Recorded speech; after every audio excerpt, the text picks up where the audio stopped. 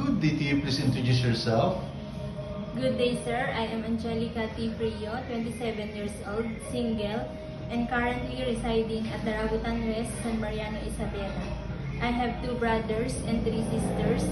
We are 6 siblings, and I am the 3rd child in the family.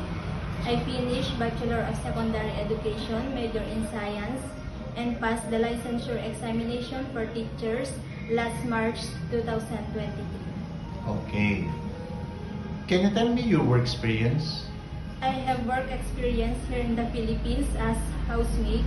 I do household chores like cleaning, cooking, laundry, ironing, taking care of child ages 3 years old with working couple, and also I have teaching experience at the Rambutan West Integrated School from grade 7 to 10 and taught science subject.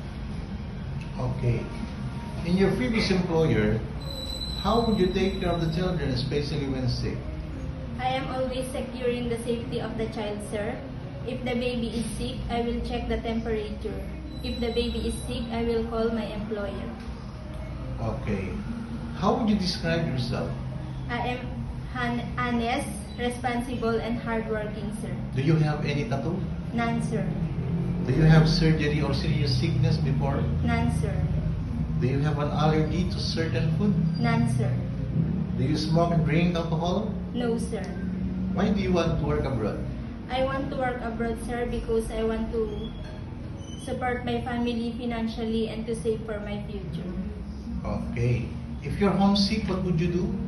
I will always focus to my work and remind myself that I need this job for my family, sir. Okay. What time do you usually sleep and wake up when you were working?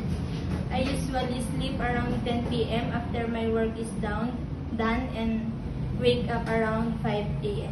Okay. Are you the one who do the cooking and marketing at home? Yes, sir. Sometimes kids are super active and they tend to be out of control. How would you control your temper? I will be more patient and calmer when dealing with them, sir.